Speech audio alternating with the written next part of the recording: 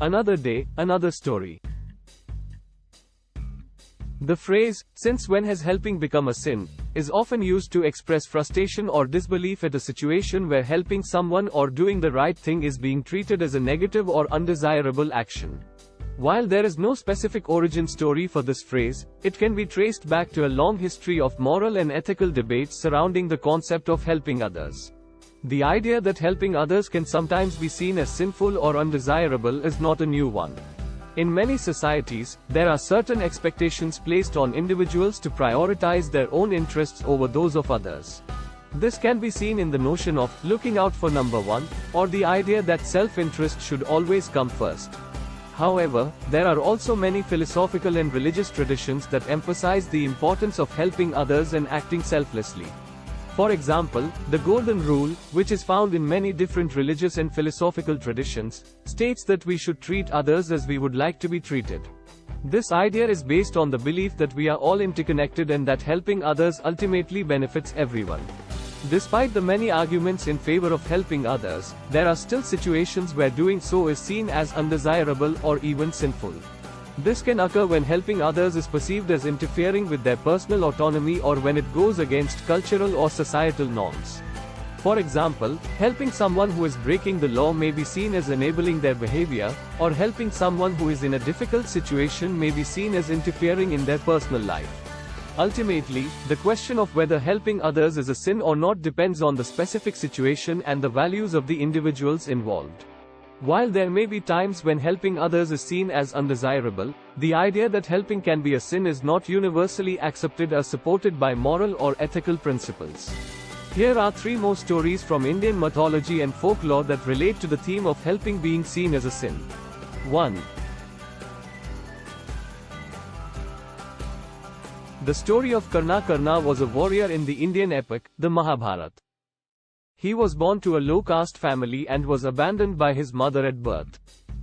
He was adopted by a charioteer and raised as his own son, but was constantly reminded of his lowly birth and social status.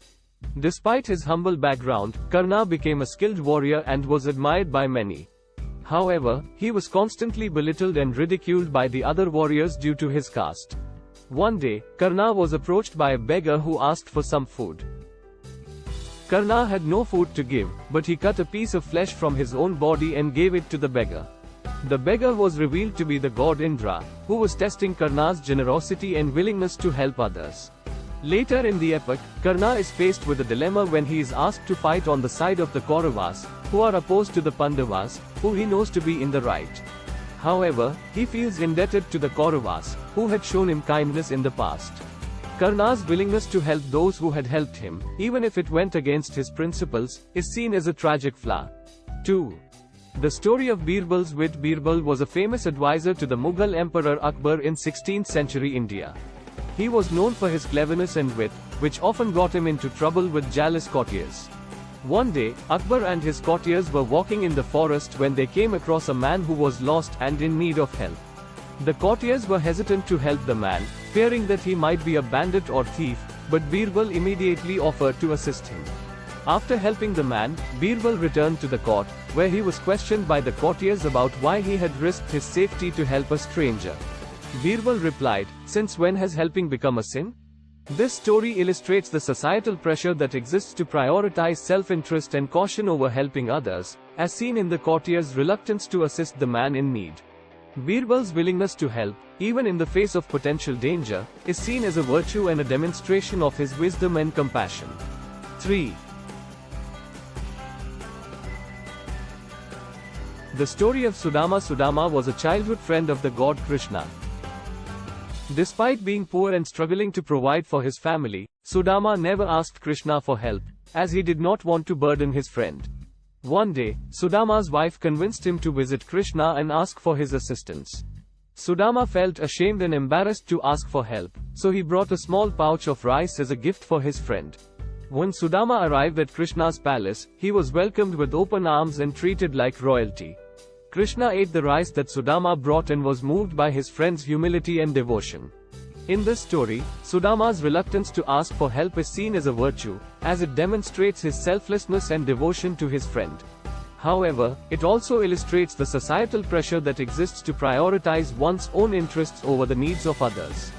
The morals of the stories I shared. The story of Karna. The story of Karna teaches us the importance of being generous and compassionate towards others, even when it requires personal sacrifice. It also highlights the danger of blindly following societal norms and expectations, even when they conflict with one's own moral principles. The story of Birbal's wit. The story of Birbal's wit emphasizes the importance of helping others and being compassionate, even when it may seem risky or inconvenient. It also shows how wisdom and intelligence can be used to challenge harmful social norms and encourage positive change. The story of Sudama. The story of Sudama emphasizes the value of friendship, loyalty, and selflessness. It also shows how true friendship is not based on wealth or status but on mutual respect and affection. Thank you. Thanks for watching.